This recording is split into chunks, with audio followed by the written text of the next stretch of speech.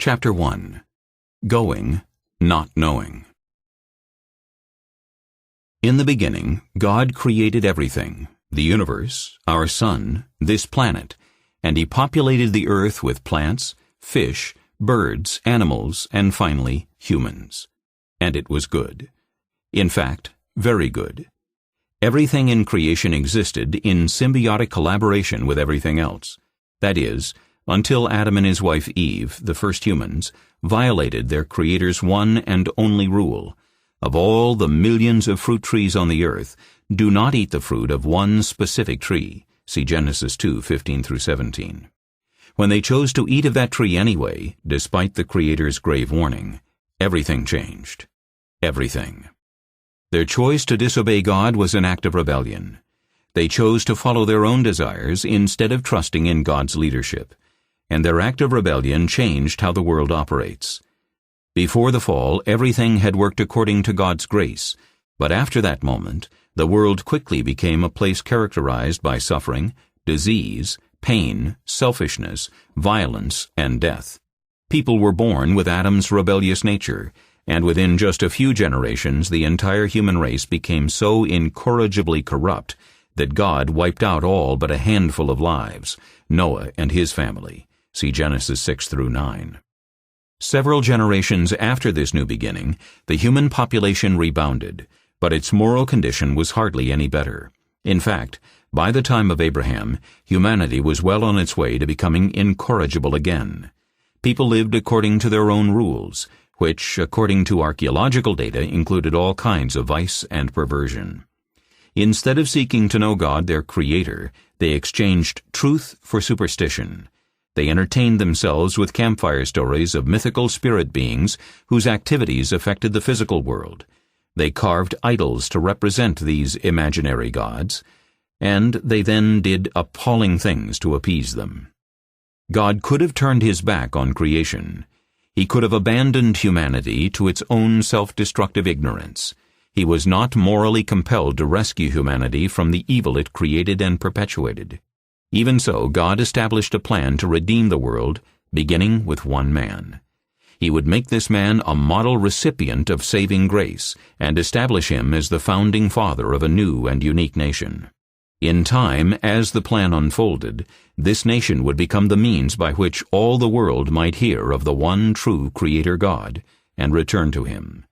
God's redemptive plan began with His choice of a man named Abram. God's chosen man. We know this man by the name Abraham, but he was born Abram. God changed his name at a critical point in the narrative, but for the first 99 of his 175 years, he answered to Abram. He lived around the end of the early Bronze Age, circa 2000 BC, in a thriving, bustling, cultured city known as Ur of the Chaldeans, Genesis 11:28. The land of the Chaldeans, also known as Mesopotamia, was located in present-day Iraq, which archaeologists and historians call the cradle of civilization, because this is where ancient people first gathered into cities and established societies. Few periods from ancient history are as well documented by artifacts and inscriptions as is the time of Abraham. Consequently, we know a lot about this man's culture, religion, beliefs, and everyday life. Abram was an ordinary member of his society, no different from his neighbors. Upon his birth he received a name that means, "The Father is exalted," most likely a reference to the deity worshipped by his family. People in ancient Mesopotamia worshipped a pantheon of mythical gods, ruled by the moon god, Sin, whom they regarded as the Lord of Heaven and the divine Creator. Like his relatives and neighbors, Abram worshipped idols and accepted mythology as truth.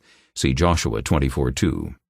Even so, God appeared specifically to Abram and gave him personalized instructions. "Leave your native country, your relatives, and your father's family, and go to the land that I will show you." Genesis 12:1. It is important to note that God didn't appear to a group of people and then offer a general invitation to follow. We should also observe that Abram didn't seek out God for a relationship. God approached him. It's doubtful Abram had even heard of the one true Creator God before that point. By an act of pure grace, God dipped his hand into that idolatrous hole to select Abram out of all people. Why this particular man? Did Abram turn from the idols of his ancestors and seek God? Did he make himself worthy of divine mercy? Far from it. The Lord chose Abram for reasons known only in heaven. We can say for certain that Abram did nothing to earn or deserve God's favor.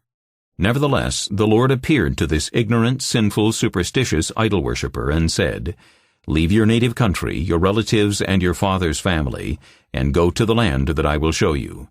I will make you into a great nation. I will bless you and make you famous, and you will be a blessing to others. I will bless those who bless you, and curse those who treat you with contempt.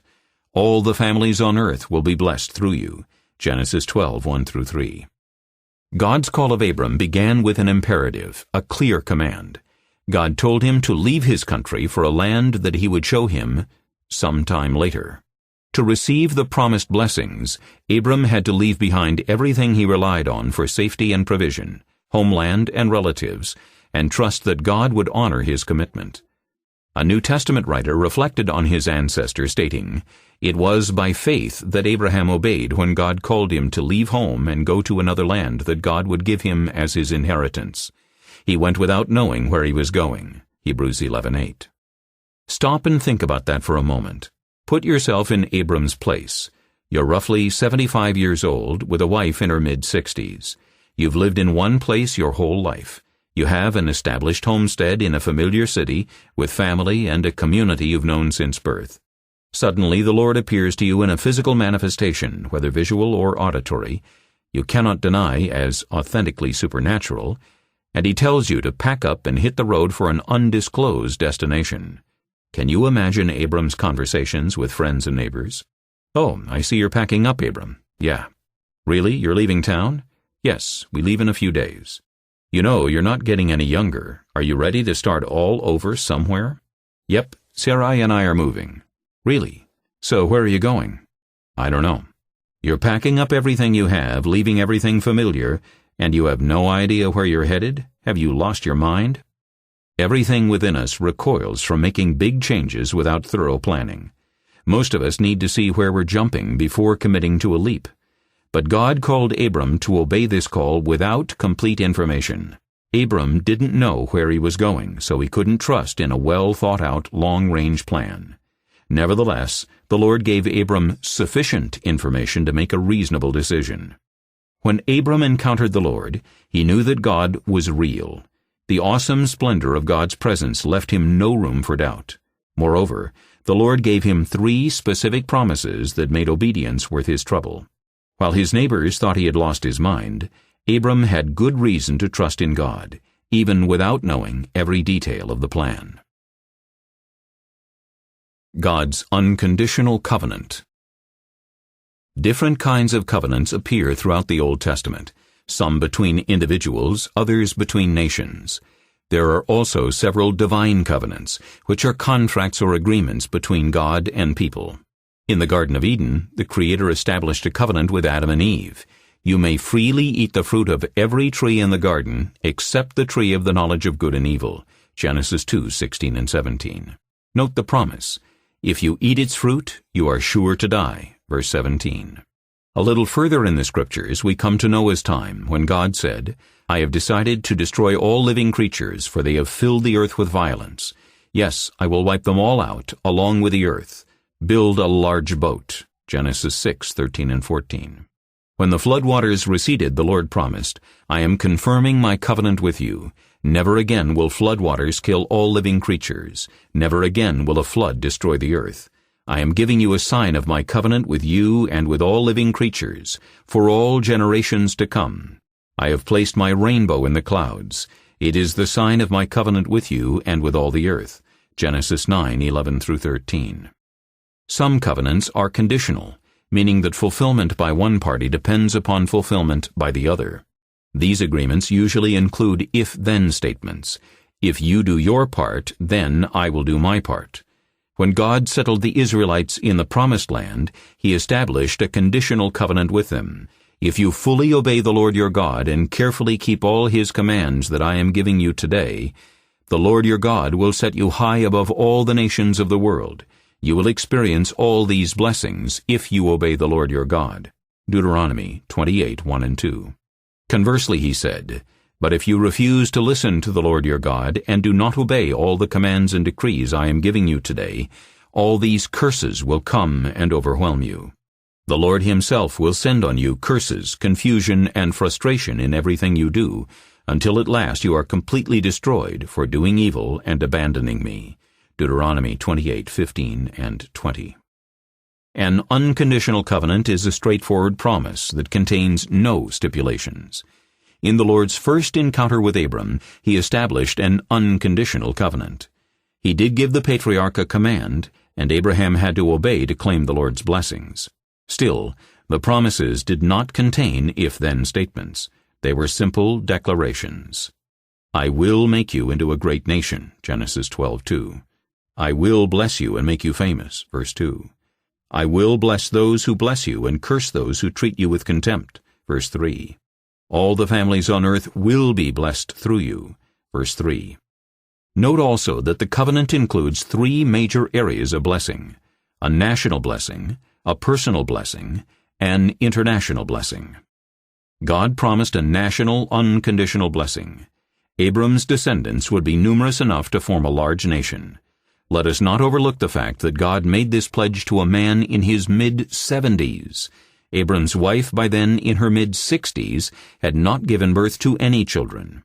As a barren couple well past their prime, they had given up hope of having a single child, to say nothing of a whole nation of descendants.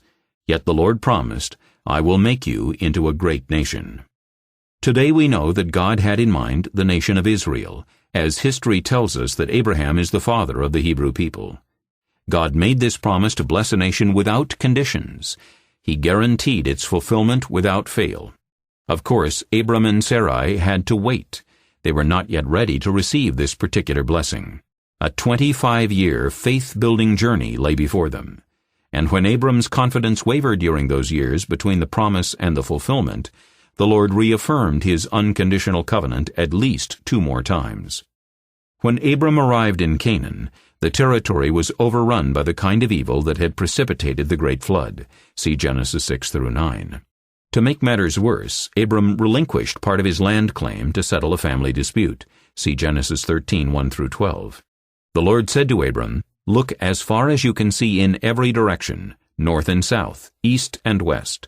I am giving all this land, as far as you can see, to you and your descendants as a permanent possession, and I will give you so many descendants that, like the dust of the earth, they cannot be counted. Verses 14-16.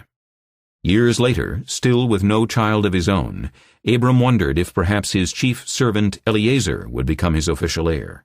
The Lord soothed the patriarch's fear.